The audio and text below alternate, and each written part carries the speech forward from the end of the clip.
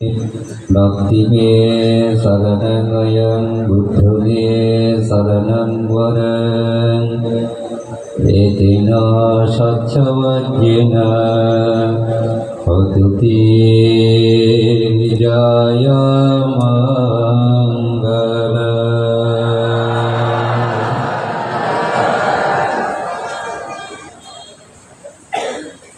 লক্ষণের খেল সদ্ধর্ম প্রত্যাঙ্গ বিহারে আয়োজিত আজকের এই পবিত্র কঠিন সুপরদান অনুষ্ঠানের প্রথম পর্ব মহতী সম্প্রদান এবং অশ্ব পরিষ্কার দান অনুষ্ঠান।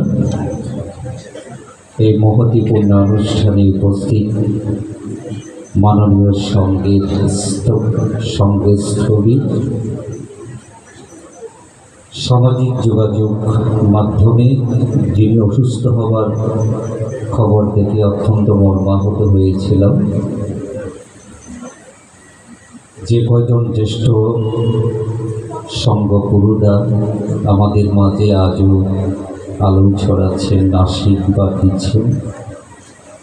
বর্তমান বাংলাদেশ সঙ্গরাজ ভিক্ষু মহাসভার যে 5 জন মাননীয় উপসঙ্গর আছে তাদের একজন পরম শ্রদ্ধেয় ভ্রান্তির শ্রীচরণে আমার সশ্রদ্ধ বন্দনা। এই অনুষ্ঠানের শোভাবর্ধন করেছেন যিনি আমাদের প্রতিবেশী দেশ বুদ্ধভূমি সেই ভারতীয় মাননীয় উপসঙ্গরাজ শ্রদ্ধেয় ভ্রান্তি। এছাড়াও আজকের অনুষ্ঠানে উপস্থিত আরও সদ্ধর্ম দেশবৃন্দ, তথাগত ভগবান বুদ্ধের এই শাসন সদ্ধর্মকে যারা ধারণ করে আচরণ করে 2500 বছর পরেও আজও দেদীপ্যমান করে রেখেছেন, বাঁচিয়ে রেখেছেন, দেবনরবন্দিত আমার পরম শিরোধার্য মহান সঙ্গের শ্রীচরণে আমি সশ্রদ্ধ বন্দনা জানাচ্ছি। একই সাথে মহান সঙ্গের আশীর্বাদ কামনা করছি।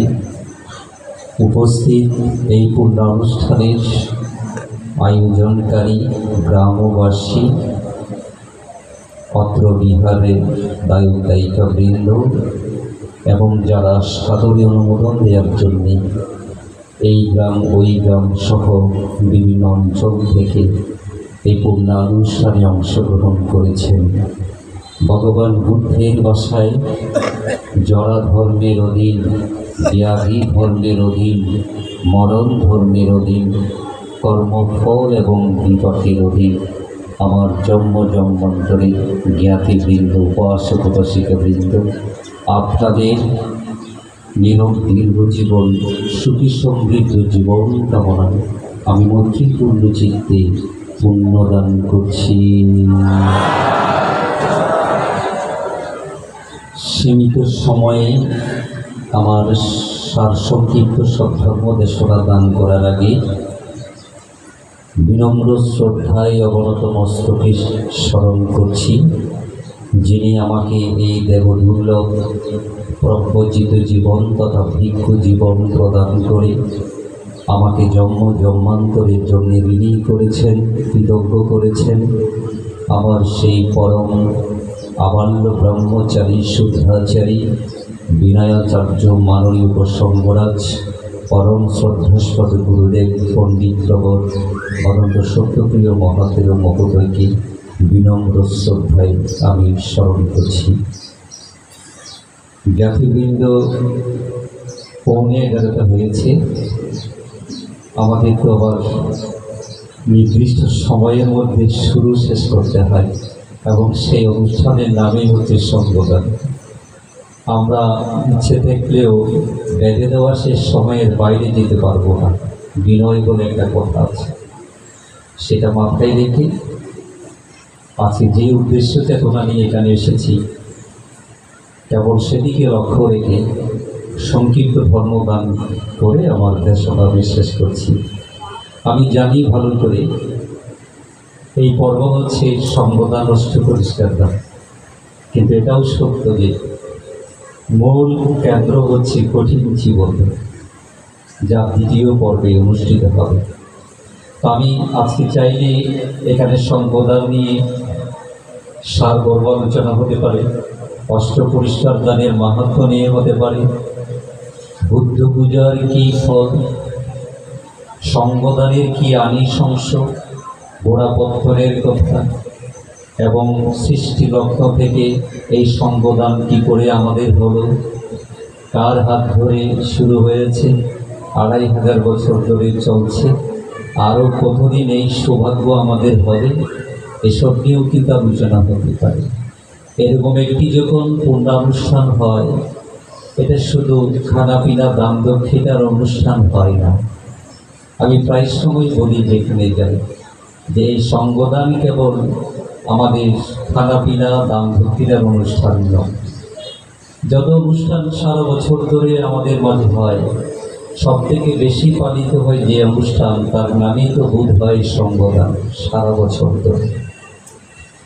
তো আমরা এই একটা অনুষ্ঠানকে কেন্দ্র করে বাঙালি বৌদ্ধ সমাজ কিংবা বাংলাদেশি বৌদ্ধ সমাজ ঘন্টা দুয়েকের জন্য আমরা এরকম কাছাকাছি পাশাপাশি একে অপরের ছত্র ছায়ায় এক মায়াবী পরিবেশে আমরা অবস্থান করি। তো সেই সময়টুকুতে যেটুকু মাননীয় ভিক্ষু সংঘ সব ধর্মসূলা বিতরণ করে আলোচনা করে, সেটাই কেবল আমাদের প্রাপ্তি। আমরা জাঁকজমকপূর্ণ পরিবেশে কঠিন চুপড় দান করি, বুদ্ধ পূর্ণিমা করি, মাঘী পূর্ণিমা করি, প্রবারণা করি, আমরা অনেক কিছু করি, কিন্তু কয়টা অনুষ্ঠানে সদ্ধর্ম ভাষণ এবং শ্রবণের পরিবেশ থাকে, সবকটাই দৌড়ের উপরে হয়। কিন্তু সব প্রায় বছর ধরে সারা বছর ধরে যে অনুষ্ঠান হয়, ঘণ্টাখানেক সময় পাওয়া যায়, এই একটু একটু করে যদি আলোকপাত করা হয় বুদ্ধের দর্শনের উপরে, এটুকুই সময় আমরা সারা বছর ধরে পেয়ে থাকি। এটা খুবই গুরুত্বপূর্ণ বিষয় যে সদ্ধর্ম, যে আধ্যাত্মিক ধর্ম আমরা জন্মান্তরের পারমিতাকার হেতুতে লাভ করেছি, সে ধর্মকে জানতে হলে সচেতন ব্যক্তি মাত্রই আপনি স্বীকার করবেন। বেশি বেশি আমাদের সেমিনার হওয়া প্রয়োজন ছিল, সিম্পোজিয়াম হওয়ার প্রয়োজন ছিল, আলোচনা হওয়ার প্রয়োজন ছিল। সে তুলনায় কি 1% কিছু হয়? আমরা শুধুমাত্র বুদ্ধের এই দর্শনকে কেটে কুটে কাটছাট করে আমরা শুধু উৎসবকে বেছে নিয়েছি, আমরা কেবল আড়ম্বরতাকে আমরা বেছে নিয়েছি। বুদ্ধের এই যে গুরুগম্ভীর আধ্যাত্মিক ধর্ম, আমরা চতুরার্য সত্য আর্যষ্টাঙ্গিক মার্গ এবং যারা কিনা কোনো ধর্মই বিশ্বাস করে না, যে বিজ্ঞানী সমাজ কেবলমাত্র বৌদ্ধ ধর্মকে স্বীকার করেছে, তার মূলে পাবেন আপনি বুদ্ধের প্রতীক সমুৎপাদনীতে। আমাদের কাছে দ্বাদশ নিদান, বিজ্ঞানীরা বলছে কজ অ্যান্ড এফেক্ট, কার্যকারণ নীতি। সত্যি তো বুদ্ধ কার্যকারণ নীতিই বলেছেন, এটাকে এটা হলে ওটা হবে, এটা না হলে ওটা হবে না। বিনা মেঘে কেমনে বৃষ্টিপাত হবে? পৃথিবীর সকল ধর্ম দর্শন ধর্মযাজক যখন বলছে ঈশ্বরের ইশারা ছাড়া, ইচ্ছা ছাড়া গাছের পাতা নড়ে না, সেই উল্টো পথে সম্পূর্ণ বিপরীত ধর্মে কেবল বুদ্ধই বলেছেন অকারণে গাছের পাতাও নড়ে না। সত্যি কোনটা নেবেন এখন আপনি? সে কারণে বিজ্ঞান এবং পৃথিবীর যত জ্ঞানীগুলি সমাজ আছে, তারা বুদ্ধের ধর্মকে যে অর্থে নিছক ধর্ম সে অর্থে গ্রহণ করেই তারা বলছে হ্যাঁ এটা একটা ফিলোসফি। সত্যি তো বুদ্ধের দর্শন শুধু একটা ধর্ম নয়, এটা একটা দর্শন। এটা দার্শনিক দৃষ্টিভঙ্গিতে যদি আপনি পর্যালোচনা বিবেচনা না করেন, বুদ্ধের ধর্ম যে আসলে একটা দর্শন, জীবন দর্শন, আপনি সেটা বুঝতেই পারবেন না। সে কারণে সারা বিশ্বে যখন হুড় করে নাস্তিকদের সংখ্যা বাড়ছে, যারা কোনো ধর্ম বিশ্বাস করে না, বিজ্ঞানীরা তো নয় বটে, তারাও কিন্তু বুদ্ধের দর্শনকে সাদরে গ্রহণ করে। কেন জানেন? বুদ্ধ পূজা আমরা বেশি করি, আমরা বেশি বেশি সঙ্গদান করি, বিহারে যাই, গঙ্গার উপাসনা করি, আমরা এটা ওটা নির্মাণ করি, আমরা নেচে গিয়ে আমরা উৎসব পালন করি, সেটার জন্য নয়, সেটার জন্য নয়। আপনি খেয়াল করবেন, এটার জন্য তারা বৌদ্ধ ধর্মকে সে উচ্চস্থানে বসায়নি, গ্রহণ করে। তারা ওই যে বুদ্ধের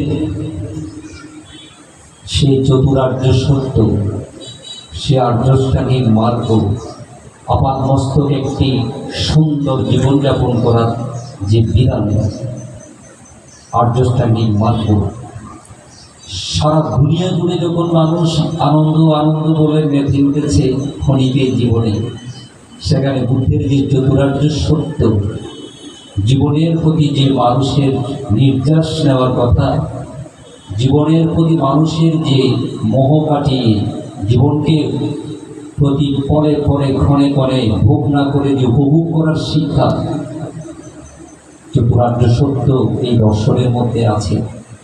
সেটাই যদি আমরা না বুঝি, বুদ্ধের ধর্মকে কিন্তু আসলে জানা হবে না, এই জন্যে জানা হবে না।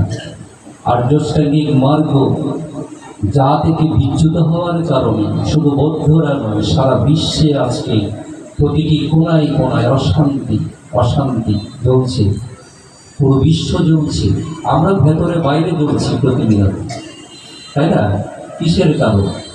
আপনি একটু করে বাদ বিচার করে চোখ বন্ধ করে দেখেন যে আর্যষ্টাঙ্গিক মার্গের যে 8টি নীতির কথা বুদ্ধ বলেছেন, তার বাইরে তো সব থেকে একেবারে সহজ আপনার চোখের সামনে উপমা, যে বুদ্ধ যে পঞ্চনীতির শিক্ষা দিয়েছেন। পঞ্চশীলের বাংলা কে না জানে? সবাই জানে। 1 মিনিট চোখ বন্ধ করে চিন্তা করে দেখেন তো, পৃথিবীর আনাচে কানাচে সমগ্র জাতিতে গোষ্ঠীতে মানুষের যে হাহাকার অশান্তি কেন হচ্ছে? পঞ্চশীলের বিরুদ্ধে যাওয়ার কারণে। যেখানে এতটুকু শান্তি, পারিবারিক, সামাজিক, রাষ্ট্রীয়, বৈষয়িক এতটুকু শান্তি যদি কোথাও থেকে থাকে, কি কারণে আছে? হয়তো সেখানে পঞ্চশীল একটু হলেও অনুসরণ করা হয়। এর বাইরে কি? নয়তো আপনি বিবেচনা করে দেখেন না, সারা দুনিয়া জ্বলছে লোভ, দেশ, মোহ, লোভের আগুনে, হিংসার আগুনে, মোহের আগুনে, পরশ্রীকতার আগুনে। যত অশান্তির মূল কারণ এটাই তো, যে পঞ্চশীলের বাইরে তারা ভাবছে, কাজ করছে, এর বাইরে কিছু নেই। আজকে সে পঞ্চনীতি যদি শুধু গ্রহণ করার মধ্যে সীমাবদ্ধ না থাকতো, আচরণে প্রতিফলিত হতো প্র্যাকটিক্যালি। আপনি কি অস্বীকার করবেন শিলা গ্রহণ করা আর পালন করা এক কথা নয়? শিলা গ্রহণ করেন আপনি সারা জীবন ধরে, কিন্তু 5টি শিলের মধ্যে কয়টি শিলা আপনি পালন করেছেন, রক্ষা করেছেন? কিন্তু বুদ্ধের ধর্ম এটা এমনই এক ধর্ম যে আচরণ না করলে এই ধর্ম থেকে কিছুই পাওয়া যাবে না। অন্যান্য ধর্ম বিশ্বাসে বলছে বিশেষ বিশেষ সময়ে দিনে তারা যদি প্রার্থনা করে, অনুরোধ করে, বা বদল বদল করে, আওয়াজ বদল করে, বা মাপ চায়, তার স্রষ্টা, তার সৃষ্টিকর্তা, সেটা তার মর্জি যে সেটা মৌকুফ করে দেবে। সে ধরনের কোনো ব্যবস্থা, সিস্টেম বুদ্ধিজমে আছে কি? আছে কি? এবং এই সময়ে এ সমস্ত মানুষ বিশ্বাস করছে, ধর্ম বলেছে বলে, যে সারা জীবন আপনি যাই পাপ করেছেন কোনো ব্যাপার না, আপনি একবার গঙ্গায় ডুব দেবেন, সমস্ত পাপ ধুয়ে মুছে গঙ্গার জলে ভেসে যাবে। এখনো মানুষ এটা বিশ্বাস করছে, কিন্তু বুদ্ধিজমে কি সে সুযোগ আছে? তাহলে তো মানুষের আর কুসংকর্ম করা লাগতো না। আমি সারা বছর ধরে যেমন ইচ্ছে তাই খুশি করলাম,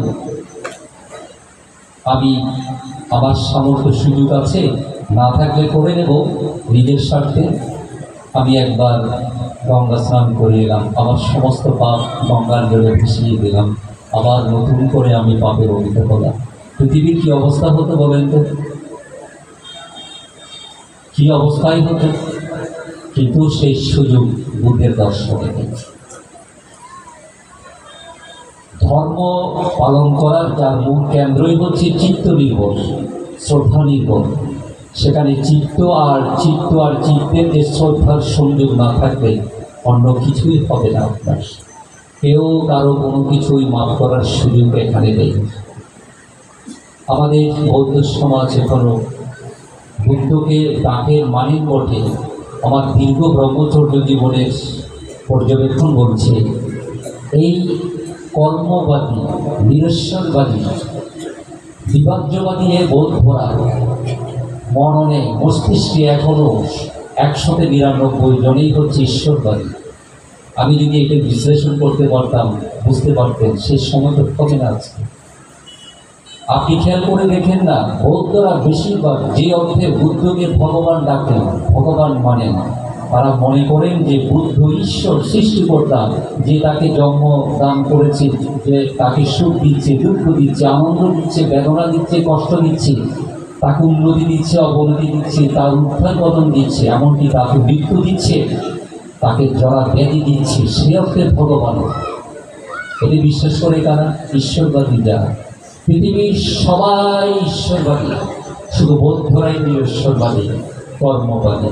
সে বৌদ্ধরাই মননে মস্তিষ্কে কল্পনায় জল্পনায় আপনি দেখবেন প্রতি 100 জনে 99 জনে হচ্ছে ঈশ্বরবাদী। না হলে বুদ্ধর কাছে সে এত আর্জি জানায় কেন? তিনি মনে করেন বুদ্ধ ধার মুক্তিদাতা, কিন্তু বুদ্ধ কোথাও কখনো বলেছেন যে আমি মানুষের মুক্তিদাতা? তাহলে কে? Who is Buddha? তাহলে তিনি কে?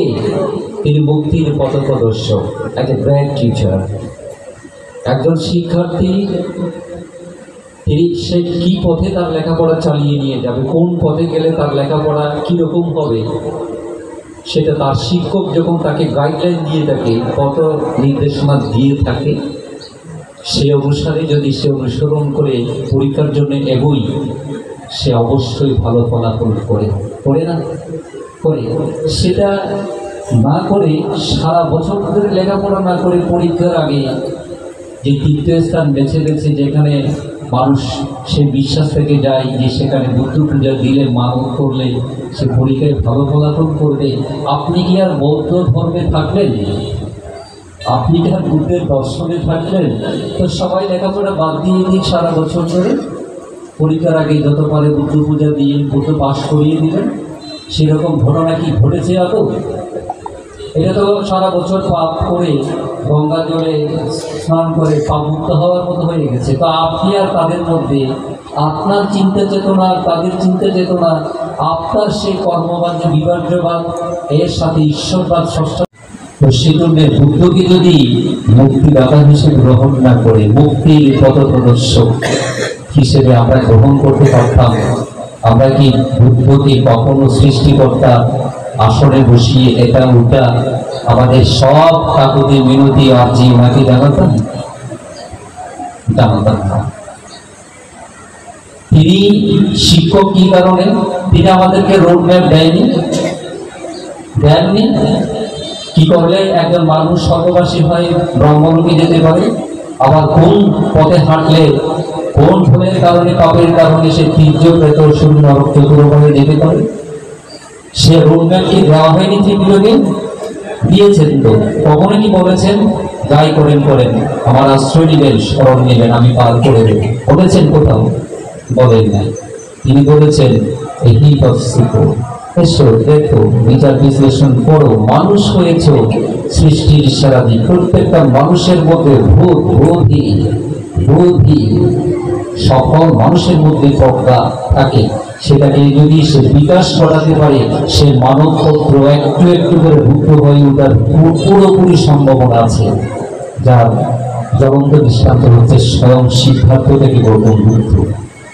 তিনি তো প্রথম বলেছেন দেবতার থেকে দেবতা হয় না, দেবতা কখনো বুদ্ধ হয় না, ব্রহ্ম কখনো বুদ্ধ হয় না, মানব পুত্র সবসময় বুদ্ধ হয়। দেবলোকে ব্রহ্মলোকে কখনো বুদ্ধের উৎপত্তি হয় না, মনুষ্যলোকেই বুদ্ধের উৎপত্তি হয়। মানুষকে বড় করে দেখার মতো এত স্পর্ধা, এত উদাত্ত আহ্বান বুদ্ধ ছাড়া কি আর কেউ দেখিয়েছেন?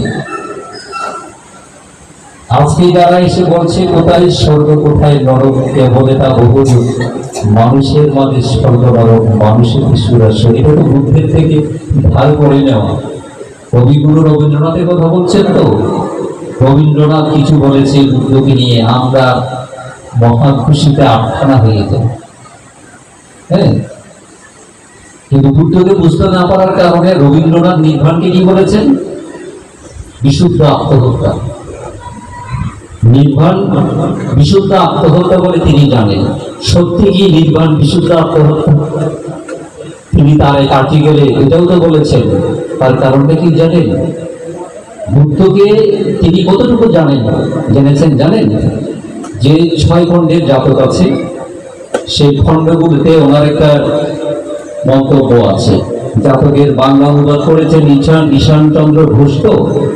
তো সমসাময়িক হওয়ার কারণে ওনার ওই একটা মন্তব্য একটা লিখেছেন, একটা বাণী তিনি লিখেছেন, সেখানে খুলে দেখলেন তো তিনি কি বলেছেন?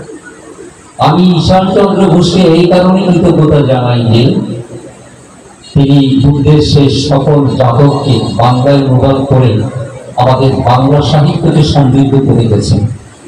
তার প্রমাণ গেলে কোথায়? রবীন্দ্রনাথের ছোট গল্প থেকে শুরু করে তার এইসব কিছু দেখিয়েন তো আপনারা বেশিরভাগ করতে গিয়ে এসেছে। তিনি বৌদ্ধ সাহিত্যের আর যাই পড়ুক আর না পড়ুক, জাতক তিনি গিলে ফেলেছেন।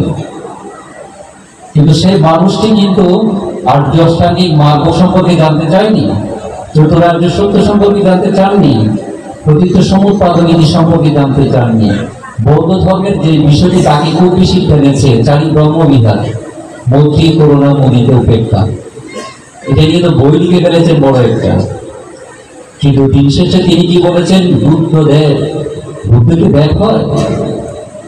দেবাদি দেব, ব্রহ্মাদি ব্রহ্মা যে বুদ্ধ, দিন শেষে ঘুরে ফিরে কবিগুরু বুদ্ধকে বলছেন বুদ্ধ দেব। বুদ্ধটা কি করে দেব হয়? তিনি অতটুকুই জেনেছেন। আমি বলতে চাচ্ছি এটাই যে তিনিও এমন ভাবে চর্চা করেছেন যেটুকু তার লাগে। কিন্তু আমরা আজকের দিনে এসে কবিগুলোকে যতখানি বড় করে দেখছি, তিনি বুদ্ধকে এটা বলেছেন, এটা বলেছেন, বুদ্ধকে নিয়ে মূল্যায়ন করেনি এমন কে আছে বলেন? কে মূল্যায়ন করেছেন? বিজ্ঞানী জগতের, দার্শনিক জগতের, সাহিত্যিক জগতের। আমি আপনি না জানলে তিনি মৃত হয়ে যাবে। আপনি ঘেটে ঘুটে দেখেন, সার্চ করেন, পৃথিবীতে এমন কোন বুদ্ধামহল, বিজ্ঞানী গুণী সমাজ, যে সম্প্রদায়ে যে ধর্মের হোক না কেন, বিজ্ঞানী থেকে আরম্ভ করে বুদ্ধকে একটা লাইন হলেও মূল্যায়ন করেনি যুগে যুগে, এমন কেউ কি বাদ দিয়েছে? এখন সেই খবর যদি আমার আপনার না থাকে, সেটা তো মিথ্যা হয়ে যাবে না, তাই না? তো আমি দেখেন যে দেশমাটা আসলে শুরু করতে চেয়েছিলাম যে বিকেলের পর্ব হলেও একটু কঠিন জীবন নিয়ে একটু বলবো। তো আমার একটাই দোষ, ওই মূল কথাটা না বলে বারবার দেশমা শুরু করলে আমাকে ওদিকে একটু টানে বেশি। যে আমি একটু মনের কথা বলছি যে এত উচ্চমার্গীয় দর্শন লাভ করে আমার সেই বৌদ্ধ সমাজ, সেদিকে না হেঁটে আজীবন কি শুধু এইটুকুতেই পূজা বন্দনা, একটু দান দক্ষিণা, জীবনটা এখানেই কেটে যাবে? কি অমূল্য নিধি পেয়েছে, সেটা কি একবারও তারা নাগাল নেবে না, বন্ধ নেবে না? সেজন্য আমি দেশনা করতে বসি একটা নিয়ে, আমি একটু করে শুরু করে ওদিকে আবার একটু হারিয়ে যাই যে না, একটু হলে যদি মানুষ সেদিকে একটু ধাবিত হয়, একটু চেতনা উৎপন্ন হয়। এই বিষয়গুলো কি গুরুত্বপূর্ণ ছিল না? আজকে আমাদের এই নতুন প্রজন্ম বুদ্ধিজমকে জানে কতটুকু? তারা মনে করে বৌদ্ধ ধর্ম মানে আপনি দান করবেন, কালে বন্ধরে অষ্টশিলা নিবেন, পরীক্ষার আগে আগে পূজা বন্দনা মানব শ্রেণী করবেন, সঙ্গদান দিবেন, তারপরে নেচে গিয়ে ধর্মীয় উৎসব পালন করবেন, ফানুস উত্তোলন করবেন, আনন্দ আর আনন্দ। তারা আপনি বৌদ্ধ ধর্ম বলতে সেটাকে গ্রহণ করেছে। শুধু যদি সেটুকুই গ্রহণ করে আমার এই generation, educated generation, school college বিশ্ববিদ্যালয় পড়ুয়া জেনারেশন, শুধু এটুকুই যদি বৌদ্ধ দর্শন থেকে গ্রহণ করে আমার বৌদ্ধ ধর্ম, তাদেরকে টানতে পারবে? আজকে কেন বাংলাদেশের বৌদ্ধ সমাজে ভয়াবহ আকার ধারণ করেছে, যে ছেলে মেয়েরা পরিবার ছেড়ে যাচ্ছে, যাকে ধর্মান্তর বলা হচ্ছে, যদিও এটা ধর্মান্তর নয়, কিন্তু পরিবার ছেড়ে যাচ্ছে, এটা তো সত্য। কেন যাচ্ছে? সবাইকে ছেড়ে চলে যেতে পারছে সে।